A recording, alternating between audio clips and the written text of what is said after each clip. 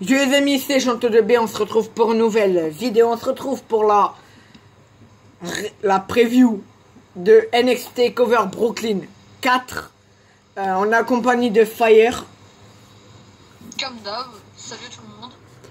On change pas, comment dire, une équipe qui gagne. Donc, le show de NXT sera ce soir, très clairement, et bien sûr, si on n'a pas B1, ça passe pas sur AB1. Voilà. Je vous tâchez parce que AB1 ne... comment je peux dire ça? Ne diffuse pas les NXT TakeOver. Voilà, les NXT, même NXT. C'est réservé aux abonnés du network. Voilà, donc, pour regarder, il faut le WWE Network 1999, 9,99. Donc, ou aller sur Watch Wrestling. Voilà. Aura lieu ce soir, du coup, au Barclays Center de New York, où sera demain les pronostics de SummerSlam demain. Donc, attention sur Catch News, ou alors vous pouvez regarder les résultats sur Catch News. Donc, la carte. On va réserver le plus gros truc pour les deux plus gros à la fin, très clairement. Donc, single match. EC3 contre le Velvet Team Dream. Très clairement,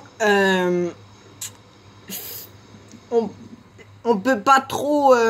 parce que le Velvet Team Dream a perdu tous ses matchs en takeover. EC3 pareil. Donc très clairement, il faut que un des deux gagne, soit EC3, soit le Velvet Team Dream. Moi très clairement,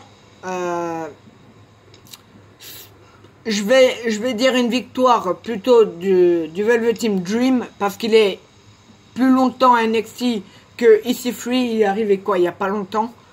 Donc une victoire de Velvet Team Dream. Bah moi je dis la même chose, victoire de Velvet Team Dream. Ça me surprendrait que EC3 le batte. C'est ça.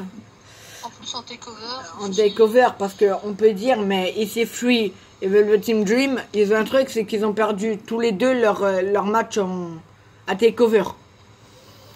Donc, ouais, mais Velvet Team Dream, il va le faire que ce soit vraiment le futur. Mais en plus, de toute façon... star de la WWE. Ouais, mais de toute façon, les deux, ils sont overpush. Ils sont overpush, mais c'est un truc de fou. EC3, Velvet Team Dream, c'est deux heals. Donc très clairement, ça va être un beau match. Je vous le dis, ça va être un beau match. Enfin, en ce moment, EC3 est plutôt face. Mais non, il est heal. Ça se voit qu'il est heal. C'est pas un mec... ouais, mais... bof, quoi. Au moins, ils sont pas comme au main roster, où ils font pas des face heal. Ils font des heal contre heal. Bah, EC3 en ce moment, c'est un peu ça. On sait pas trop s'il est heal ou face. C'est ça. Après, on a le NXT Tag Team Championship. Donc, on a Undisputed Era, Roderick Strong et Kyle O'Reilly versus Moustache Mountain avec Trent Seven et Tyler Bate. Ça va être un match incroyable, très clairement. Vu ce qu'ils ont donné, ça va être un match incroyable. D'un côté, on a Roderick Strong et Tyler Bate qui frappent très fort, à mon avis. On a Kyle O'Reilly, Trent Seven. Je pense que ça va être un beau match. On va avoir plein de... On va avoir des trucs de malade. J'aurais bien aimé une petite... je sais pas moi... allez. Un Extreme Rules match. Pourquoi pas? Pour les NXT Tag Team. Ça va faire encore un match merveilleux. Très clairement. Moi je dis victoire de Undisputed Era. Très clairement. Non, moi je pense plutôt à une victoire de Moustache Mountains. Je sais pas pourquoi, mais je sens sens la victoire pour... je sens que Undisputed Era va perdre. Pour le titre NXT féminin, Shayna Baszler contre Kairi Sane. Je vais voir une victoire de Kairi Sane très clairement parce que c'est là ou jamais. Hein, on lui donne les fils maintenant ou alors. Ah, après qui à part Kairi Sane, personne ne peut battre Shayna Baszler. Très clairement. Donc, je veux une victoire de Kairi Sane. Très clairement, de Kairi Sane. Non, je pense que Shayna Baszler va conserver, mais pas d'une manière clean. Victoire de Kairi Sane. Parce qu'on va dire que Kairi Sane, ça va être la... Et puis Kairi Sane... ça va être la deuxième Asuka. Très clairement, la deuxième Asuka. Je pense que dès qu'elle aura fini sa rivalité avec Shayna Baszler, elle partira directement dans le main roster. Ouais. Mais bon, j'ai pas envie qu'elle soit gâchée, très clairement. Comme Asuka, comme Authors of Pain, The Revival. On va en parler d'ailleurs dans la review de demain, dans la preview demain de SummerSlam. On va parler de The Revival, Authors of Pain. On va parler de ça, très clairement. Parce que bon, voilà. Non, il y a une autre équipe dont tu n'as pas parlé et qui a été ratée. C'est... je me rappelle plus leur nom. Même ils ont perdu pendant 2 ans, ils faisaient que de perdre à la télé. Ah oui, des Ascension. Ouais, voilà. Enfin, les Ascensions. À NXT, ils dominaient. Et puis, ouais, comme Tyler Breeze, tout le monde, hein, Tyler Breeze. Ceux qui viennent de NXT, c'est clairement... Quand je vois Tyler Breeze perdre contre Mojo Rawley, Baron Corbin... En 20 secondes. Le Baron Corbin, très clairement. Finn Balor.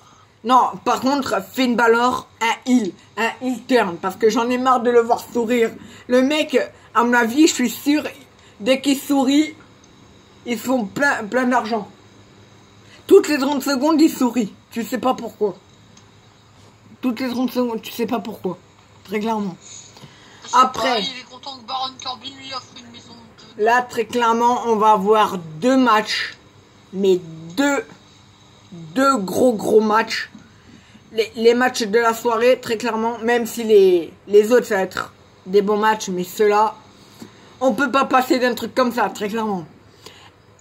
Pour le NXT North America Championship, Adam Cole, baby, contre Ricochet. Ce match va être magnifique. D'un côté, on a Ricochet qui peut faire plein de trucs avec les cordes, très clairement. D'un côté, on a Adam Cole qui a ses super kicks qui peut faire mal. On a plein de trucs, que ça soit Adam Cole, Ricochet, ça va être un match 5 étoiles. Même 10 étoiles. Le topo de la soirée. Non. Et par contre, j'ai entendu parler d'une rumeur comme quoi exclusivement le driver, le Panama Sunrise de Adam Cole pourrait être autorisé pour qu'il batte Ricochet. Si ça vient à être vrai, je pense que le Pilot Driver sera rétabli dans dans toute la WWE. Bah oui. Mais c'est après NXT, c'est contrôlé par Triple H. Donc, c'est Triple H. On peut le faire confiance. Très clairement, hâte qu'ils viennent au main roster en 2020, qu'ils reprennent l'échelle, on va dire. Parce que très clairement, hein, voilà. Ou alors, début 2019, mi-2019, on sait jamais. Pourquoi pas. Après, qui s'occuperait de NXT? Ah, mais t'inquiète pas que... Ils sont capables de tout, t'inquiète pas. Mais de toute façon, go, en 2020, Triple H, il va reprendre les rênes du main roster. Hein. Donc, il sait en 2020 qu'il va reprendre NXT. Tu vois ce que je veux dire? Donc, ça va être pareil. Donc, je pense...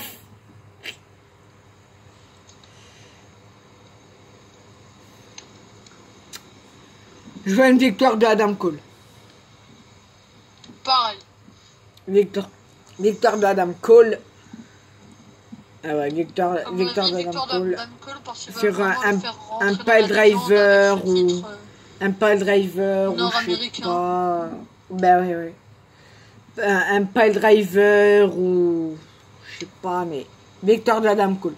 Ou même peut-être une distraction d'un membre de Undisputed Era. Ben Bobby Fish par exemple. Ou Kyle O'Reilly. Plutôt Bobby Fish, ça fait un long moment qu'on n'a pas vu. Hâte qu'ils reviennent, très clairement. Après, pour le NXT Championship, en last man standing match, si vous savez pas, un last man standing, c'est... vas-y, explique-leur toi, parce que moi, très clairement... En fait, à partir du moment où un catcheur va être à terre, si l'arbitre a le temps de compter jusqu'à 10 secondes quand la personne...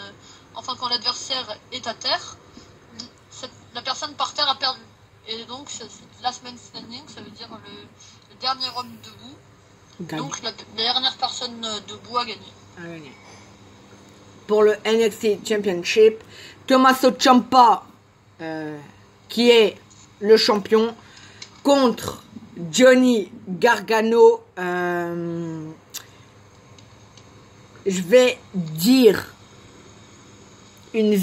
très clairement, ce match, des fois il y a plein de matchs où on se dit on n'a pas envie encore de les revoir. Ça va être un match qui a SummerSlam, ne vous inquiétez pas, qu'on n'a pas envie de revoir quand on l'aura vu mais plein de fois, alors que ça, à chaque fois à chaque fois qu'il y a un Tommaso Ciampa, Johnny Gargano, même si on l'a vu 15 000, 20 000, 1 million de fois, je m'en fous, j'ai envie de revoir un match. Parce que ces deux-là, ils nous font des matchs, mais incroyables. Des matchs, 50 étoiles, très clairement. Ou 100 étoiles, mais ça va être un match de folie. Surtout en last man standing. Ah mon Dieu, j'ai hâte. J'ai très clairement hâte le show.